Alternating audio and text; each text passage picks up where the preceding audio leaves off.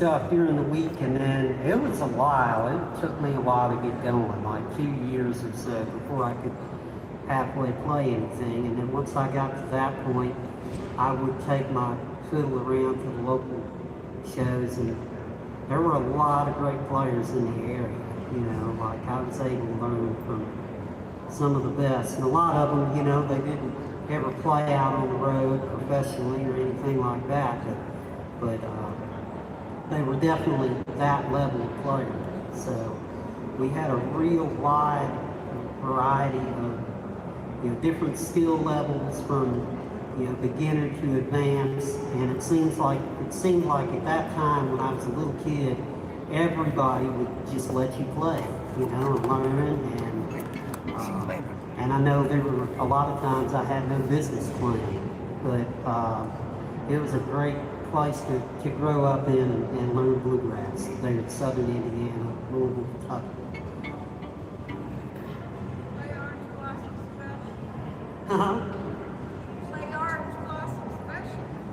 We might later tonight. You gonna be at the Red Hat?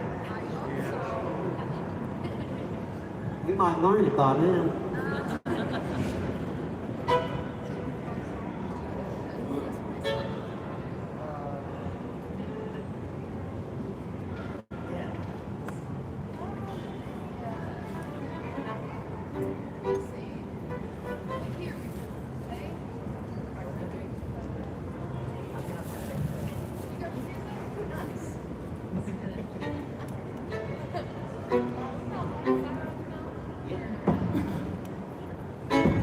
Fire on the mountain sun.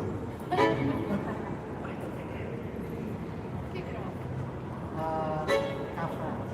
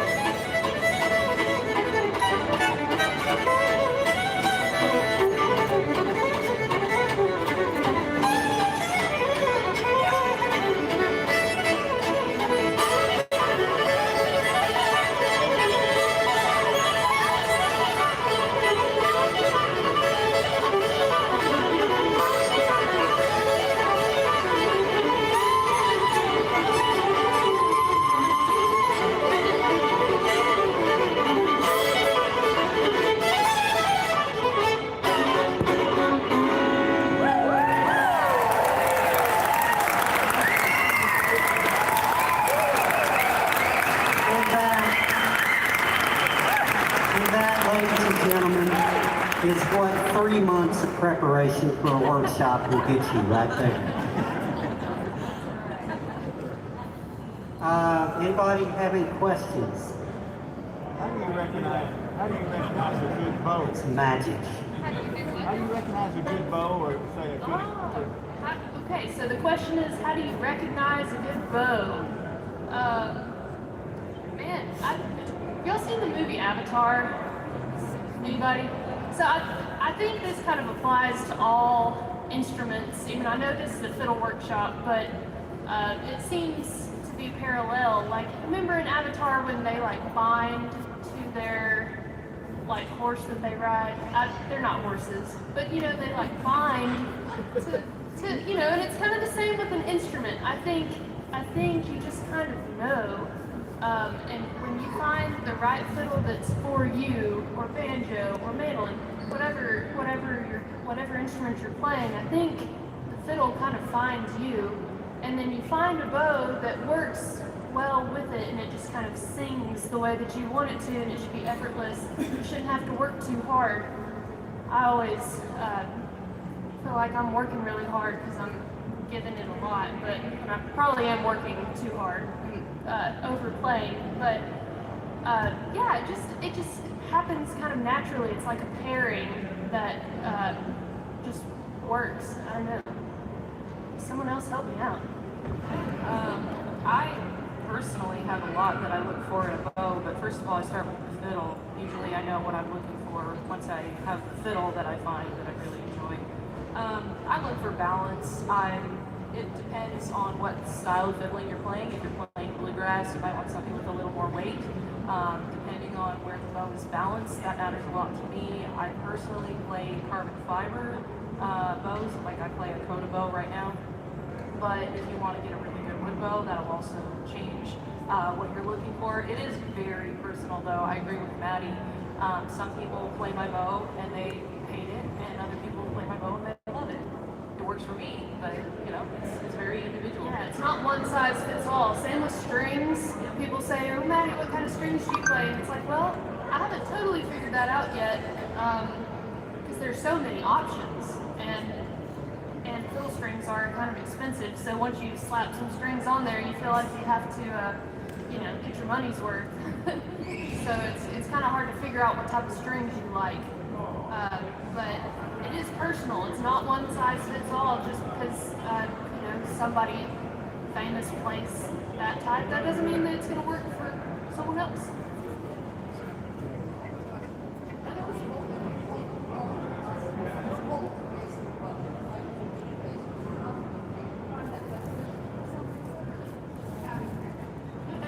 The question was about where Maddie and I hold our bows. Personally, my bow hold is the result of several bad habits, but I did find out that I didn't know how to hold it right at one time, and I just forgot.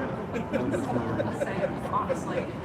But I did find that moving a little bit further up the bow did give me a little more bow pressure for what that's worth. Go ahead. For all of you, but with Michael, I was curious, like, when did you start mandolin, and how difficult is it to go from bowing to picking and back? I come from mandolin player trying to learn fiddle. So. Yeah. Well, I started mandolin after, like, I was probably 9 when I started playing mandolin. And yeah, going from the bow to the pick is quite a different thing. And getting your right hand going with that motion rather than using a bow. But, you know, mandolin, and everybody says, you know, if you can play a fiddle, you can play a mandolin, and they are tuned the same. But I tend to think of them as two totally different instruments because, I mean, you can apply a lot of things that you learn on the fiddle, but, you know, there's a language there that it's not necessarily all that. You know, Bill Monroe, when he played the mandolin, he played some things like a fiddler would play, but not all. So they both have their things, you know, different, what am I trying to say? They're both just a little different, even though they're tuned the same, I guess is what I'm saying. Yes, go ahead.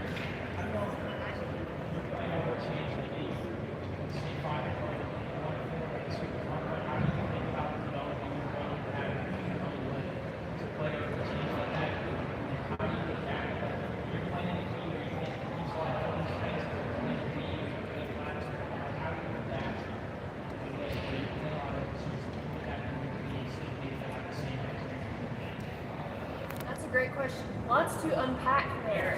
No, that's a really great question because y'all might have heard a minute ago, Mike said he was going to put his capo on. You know, he was over here. He's like, I got my capo. We're good for whatever key. But that actually was a joke. We don't have capos for fiddle. Sometimes I wish we did, but that's also kind of the fun of the fiddle. There's no capos and there's no frets. And that presents two unique challenges.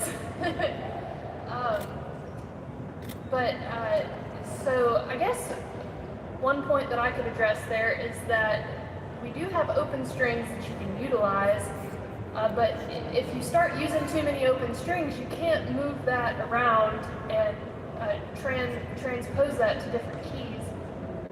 So there's a technique that Megan Lynch taught me, and she actually calls it the fiddle capo, where the idea is that you just don't play any open strings. So if you had, let's say, Your Love Is Like a Flower in the key of B, you know, you could, here's your fiddle capo, and you don't move that. That's kind of like your home base. And then so,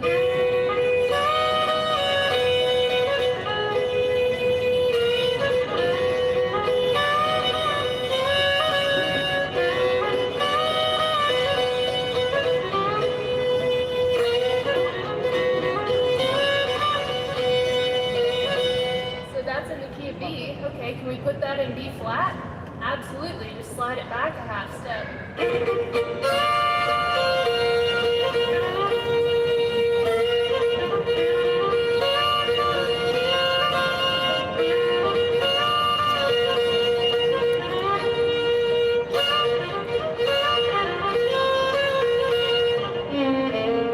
So I played essentially the same thing, okay, and we're just moving it along the fingerboard wherever you need it to go.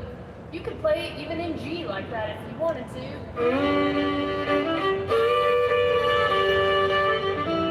Now, that wouldn't necessarily be as ideal as using open strings, but it's possible. So, check out that, the idea of just keeping a couple fingers planted and using that as your home base, using that to kind of replicate a capo.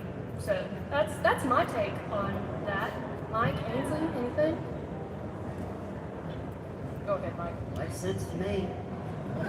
No, I do the same thing. I really do. Like I'm playing. So you got, like she said, the bar on the A and E.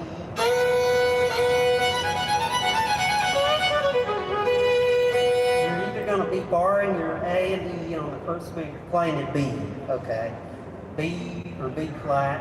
If you're in first position, and you can move around some, but like if you're going to bar your A and E on the first finger, or you'll be doing the second finger on the F sharp note on the D, and the first finger on the A. Or these lower strings, you'll bar your second finger on that.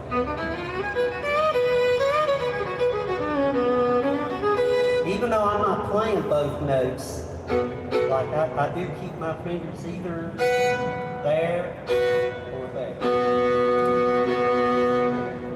Yeah, so,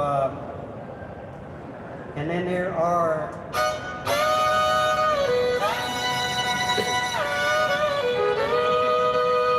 like you can slide around, it's just figuring out the notes and what works with chords.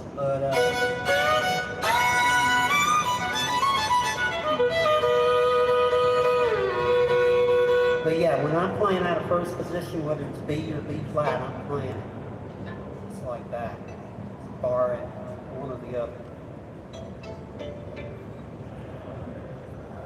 Yeah, and I think it's good to sometimes, for my brain, everybody has a different brain too, which is kind of weird, but what works for some people might not work for everyone.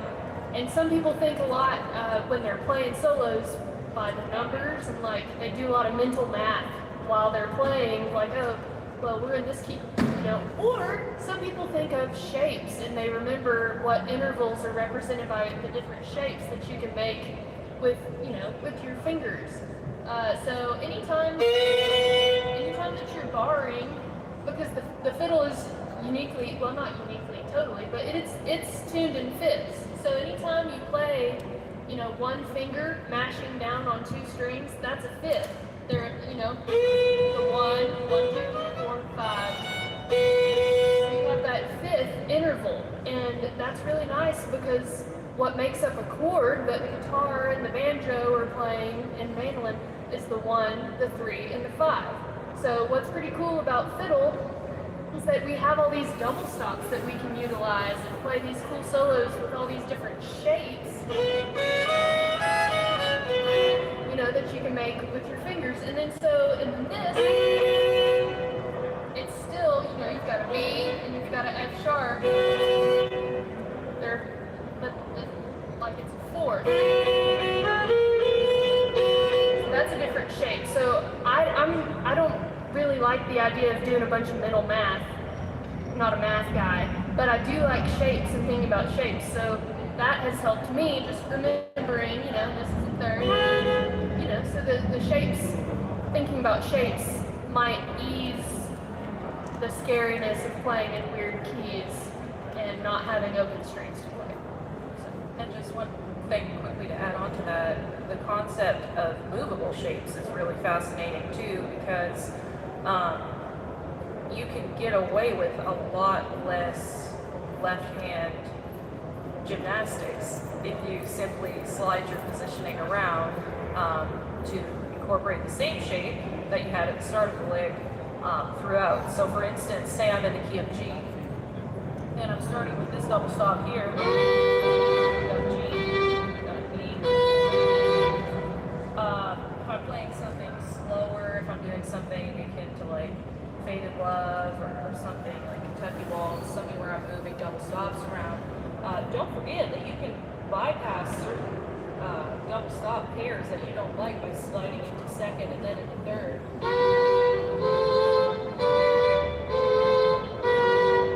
See, I'm not using the classical correct way to do it, where I'm changing the positions, changing from 1-3 to 2-4 back up to 1-3, 1-3, 1-3, so on and so forth. So consider that when you're making up your breaks too. That's a great question. Thanks for asking that. Any other questions? Yes. Tips for improvising. That's a great question. Let's start that one. Well, I'll just say that that's the thing everybody asks, and it's one of the hardest things to learn, I think. And there's a lot of improvising, at least for me, that I've never been much of a theory kind of guy. Most of what I've learned just by playing with people and, you know, just kind of throwing yourself into the fire and see if you screw it up or not, you know. But I really think there's a lot of that with improvising, you know, that you have to get to a point where you're comfortable enough with just going for it, even though it may not be ultimately what you want. Now, the thing that I would say, as far as, now we all improvise and we all come up with our own solos, but they are all, and I mean, you guys let me know if you don't agree, but they're all based on other things that we've heard. Like they're based on like not only do you learn these solos note for note, but you hear Bobby Hicks play a lick, and you'll say, oh yeah, I'm gonna learn that lick, and you know, maybe it's the lick that goes into Blue Ridge Capitone. But you can throw that in a million other songs at B or B flat, you know, so that, whether, you know, it will be, or it would be considered improvising, but really what we're doing, it's like a language or anything else, is we're taking licks that we've learned from other things and incorporating them into solos where they may have not been original, you know. So that's kind of my take on it, and that's what I've done. Is just try to learn bits and pieces of, you know, I've learned solos, but more than that, you know, I'll hear a lick or something. Man, that's really cool. I need to learn that. But, what do you guys think? Yeah, that's awesome that's kind of your take on it, Mike.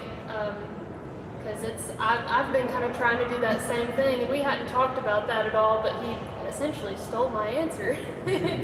But I've like sat down with recordings that I love, and that's part of it too. Don't learn something that you don't like, you know, because then that starts to feel a whole lot like work. Take a solo or take a lick that catches your attention and go learn it. You know, there are apps, the Amazing Slow Downer. You can take a song and you can slow it down, because it's difficult to learn something when it's full speed, so that can make it feel a little less scary.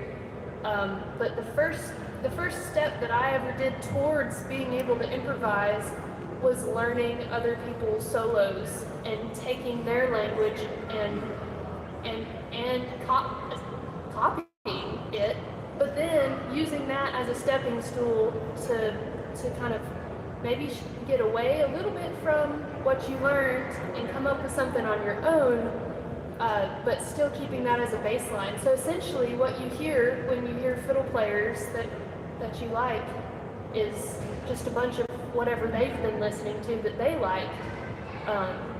But I'm so glad that you asked about improvising, because improvising is really scary. It continues to be scary sometimes, but that's not to discourage anyone from trying. You should absolutely step out, take a solo. If you mess it up, it's okay. It's really okay, and it's scary for everybody. And so I would say, you know, learning other people's solos and learning your scales. The older I've gotten, my fiddle teacher growing up wanted me to learn scales, and I really didn't want any part of that, because I just want to go play in contests and, you know, but your scales are so important. Just being familiar with the fingerboard and knowing your way around it, you know, without having to think, that'll be really helpful too. And so just understanding, you know, the fingerboard and getting more familiar with it, but listening to other people that you like, learning what they played, and learning some theory and scales. But it's scary for everyone, so great question. Ainsley? Y'all also did both of you stole my answers, so thanks to both of y'all. But I'll add one more thing. Don't be afraid to listen to other instruments as well. Some of my favorite musicians took inspirations from other instruments. Dale Potter, one of my favorite fiddlers, loved the steel. He took all of his inspiration on his double stops and like fiddle patch from the steel. And as well, when I play live, something that I love to do is I'll play off other musicians. For instance, Lincoln Hensley, our banjo player, there are certain licks that I know it's going to elicit a reaction if I put that particular lick in there, and I'll improv around that, if that makes sense. So listen to other instruments. Mandolin translates really, really well on fiddle, but I advise you, like, if you've got an instrument that you just love the sound of, try learning some other licks on that too. It'll make you stand out in a different way. And listen to other types of music too. You know, I've gotten some inspiration from jazz. A lot of things that saxophone players play translates really well to fiddle. I say horn players are great for fiddle. Yes. Use a lot of that stuff. We had another question You here. don't ever use any modes of any of the scales, you know, like the G, any of the modes in the G scale, any of the modes in the C scale. They just certain particular ones that you would use more. Okay, question about modes, which is how do you use them, when do you use them, and that's a great question that I will let someone else answer so I can learn as well. All right. That's a great question. I will let. I don't know anything about molds. I'm going to tell you right now. I'm sure they're a thing, and I'm sure they're great, you know. But I've never even heard of them. But I'm sure it's a thing. Yeah, it's definitely great to learn all of the modes and learn these different scales, and the idea of being able to start a scale from any scale degree. You know, you don't have to start a G scale from the 1, you know. You know, you can start it from the 2, you know, this is still a G scale. I just started it from a different scale degree, started it from the 2. You can take that all the way up, and then, you know, and you can use that in your solos and in, you know, when you're playing a song, and that's the extent of what I know about it. So, yeah, please.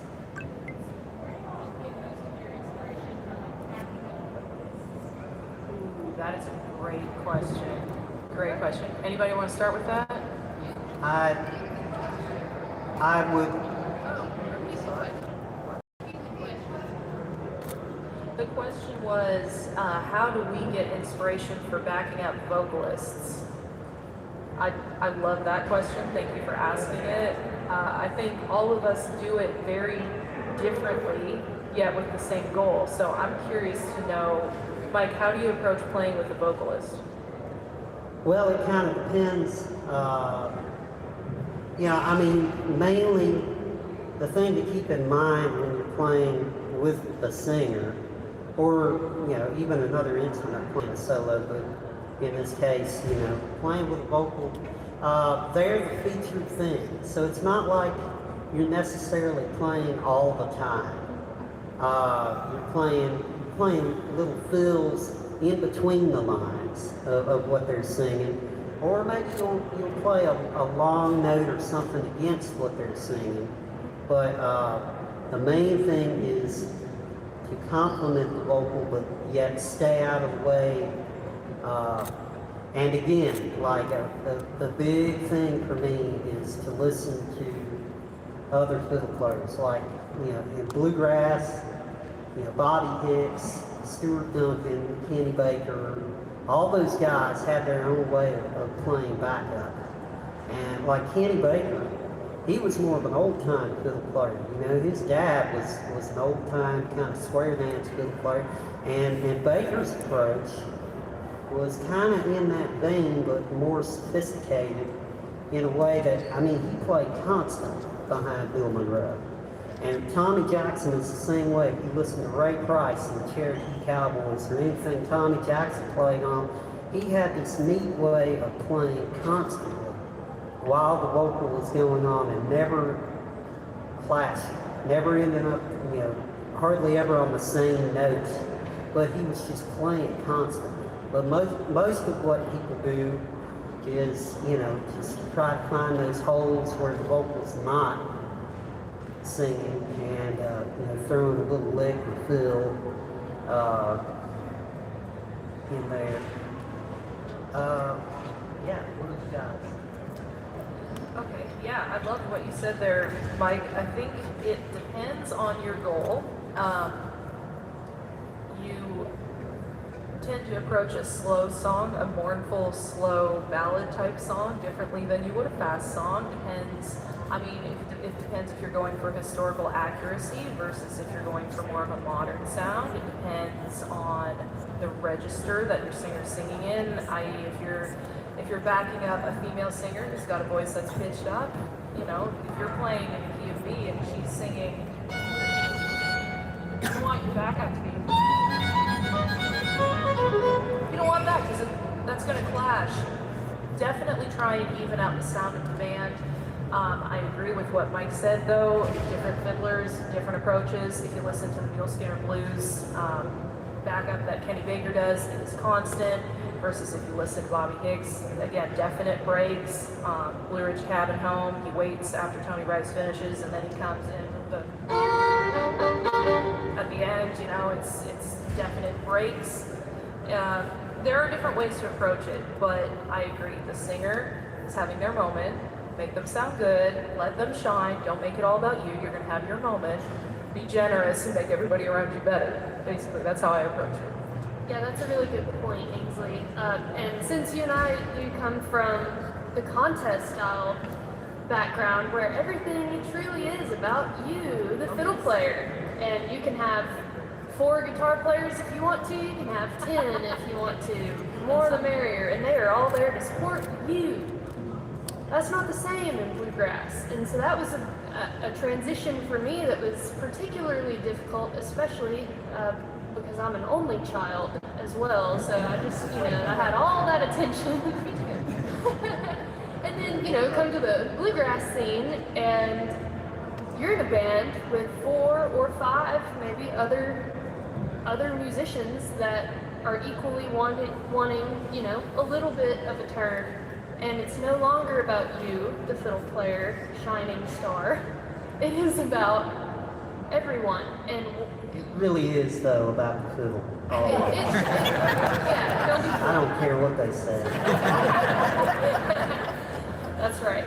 So this feels like a good time to talk about the roles of everyone in the band, because absolutely the lead singer does have a huge chunk. They're the ones that are delivering the song. So whatever you choose to do as the fiddle player needs to honor what they're doing as the singer and honor the song. But there are 4 or 5 or 6, depending, instruments that are in the band with you. And as a fiddle player, it's not our job to be part of the rhythm section all the time. It's and that was something that was difficult for me to learn because I thought the rhythm section was really cool, but I realized that my contribution to that could be adding color. And I think as fiddle players, and dobro has a similar role to the fiddle, to just add color and fill in what needs to be filled. And sometimes the best way to do that is to stand just like this and hold the fiddle. And sometimes that's what the song needs. And sometimes it's not. But it's up to you to figure out, what the song means for you. But you've got a banjo player who's subdividing the rhythm. So it's not really our job as a fiddle player to necessarily subdivide that rhythm all the time. We got a mandolin that's the offbeat. You've got bass representing the downbeat. You've got guitar that's also kind of doing a subdivision thing. So every person in the band has a kind of specific role that you can deviate from if you want, but it all kind of comes back to this general idea of, there's the rhythm section and then there's these color adding instruments, and that would be the fiddle and dobro. So learning what your job is, it's just like, basketball. You wouldn't want your 6'6", center bringing the ball down the court. That's why everybody has a specific role, and it's the same way with bluegrass, playing in a band. Yeah, for sure. All of that, to me, Maddie, sounds like we just really need to listen carefully to everything that's going on around us, just like not be in our own little world. And it's hard. Yeah, you have to go beyond yourself and not just think about, your brain. You've got to be listening carefully for what the holes that need to be filled musically. Yeah, that sometimes isn't the most glamorous role. It isn't the most. It isn't the role that we're used to, but it's the role that the band needs. I think it took me a while to realize, maybe mandolin plays some backup every once in a while. Banjo players, they'll go up the neck, and when they go up the neck, that fiddle needs to stop. or play low and stay out of. Danny Richardson gave me some really good advice when I was about 18 years old and I was playing with Dale and Bradley. And I knew I was playing every lick I knew and every song, and I was playing all the backup, and I was just, every song was just, I mean, I think I was playing pretty good backup, but it was just like constant. And everything I knew and every song, you know, whatever, just backup all the time. And she told me one time, she's like, look, you sound great, but you can't play it all. You know, you gotta let, you know, there's banjo players that play backup, you gotta listen. It's like they were saying earlier, you have to listen to what's going on around you. And that's where you get ideas to play off the, you know, other musicians and, you know, cue off them. You know, whenever I hear a banjo playing high back up the neck, I immediately start packing, just playing long.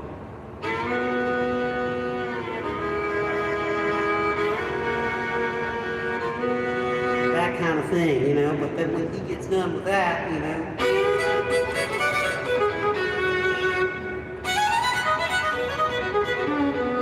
Yeah, then you can get a little busier, but it's just listening, you know, it's so much of what music is, definitely bluegrass music. It's just listening, feeding off of each other.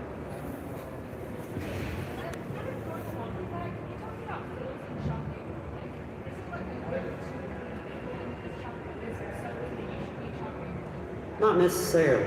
I mean, that's how we usually do it in my band, just because I like to keep the banjo rolling. And a lot of the music that we do, like some of the songs, you know, some things don't call for that. But if the banjo's chopping, sometimes I won't chop. And if it's a slower song, like if it's not your average mid-tempo or fast kind of 2/4, you know, bluegrass thing, if it's a slower song, I might not chop at all. But you know, as far as chopping, and you know, a lot of people ask about it, and I think, you know, it's good to be able to chop, and it's good to have a good sounding chop, but where that chop falls on the beat is the most important thing, and if you don't have that, then it doesn't matter how well you chop. So I think, I mean, the thing that really helped me was when I could, like I remember hearing Bill Monroe's mandolin chop, and just knowing, even when I was a little kid, it's like, yeah, that's where it's supposed to be, right there. Yeah, that's what, and Sam Bush's mandolin chop, or J.D. Crow's banjo chop, or a good drummer playing a really good train beat or something to play off of. But it's important to be able to get that groove in your head and have it there. Like to play with a metronome is good, and I do that a lot, especially like in the studio. But where your chop falls on the beat, on the back beat, it will be the same beat as the mandolin chop, is the most important thing out of all of that. Out of curiosity, Maddie, you play with the dobro in the band. How do you and Gavin figure out when perhaps he might chop? How would, you know, like banjo can chop too, dobro can chop, fiddle can chop. When the mandolin isn't chopping, how do y'all decide to do that? Yeah, that's a great question. So Ainsley brings up a great point, is that when you're in a 6-piece band, or, you know, any type of band, anyone can chop. Who determines? And, you know, in the case with me with East Nashgrass, if Gavin is already going on the chop, I look over and I kind of like see, you know, what's he about to do? And usually he's about to cut into that chop. And when Harry takes a mandolin solo, and so I don't really have anything to add at that point. So sometimes I'll just kind of step back and listen. One thing that is, I don't know, two people chopping at the same time, two different instruments chopping, can be an amazing thing. It can also be a really terrible thing if they're not together. So You don't feel it the same way. It's not gonna. that's right. And so if I can hear that there's already something going that's working, I don't need to add anything to that.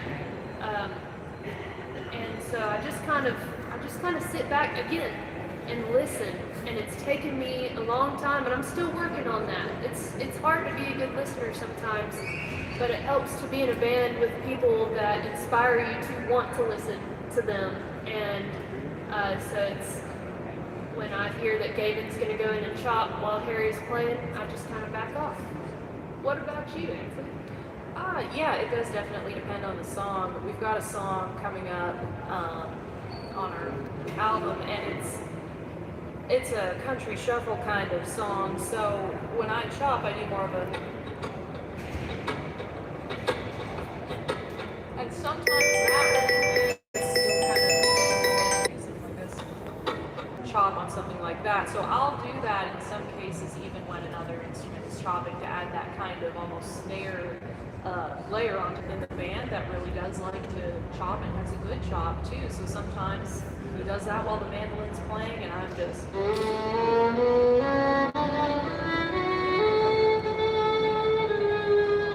just playing stuff behind, and it honestly doesn't matter in that specific instance. We just arrange it basically. We talk about it like, hey, let's figure this out so we're not doing the same thing. Some of that does come down to arranging.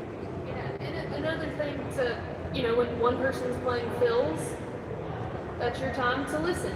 We don't need multiple fills happening from a bunch of different people at the same time, so that can be a little bit distracting. But thank you guys so much all for coming to our workshop. I think we're going to play a tune. Yeah, thank you guys. We're going to play one more for you, and I don't know what's next after this, but stick around. I think so. What key do y'all want to play in? Last five. Got it. Hey. Would you want to do something like Fade That to was Love like or an Made in hour Prayer ago. or something like that? Okay. Hey, Maddie. Oh yeah. Maddie, before you go, could you mention that Daryl Anger and Bruce Molsky and Jay Unger, they're all teaching at Fiddle Hell? That I'll just leave some stuff up here. Okay. Have you heard of that? Yeah, who did you say? Daryl Anger, Bruce Molsky, Jay Unger, people like that. Fiddle Hell. We got a fiddle workshop, or fiddle... It's like IBMA, but in Boston for fiddle players, called Fiddle Hell. And I'll leave a bunch of flyers here. Bruce Molsky and Daryl Anger and everybody's, a bunch of teachers will be there. I'll leave some flyers up here. Yeah, come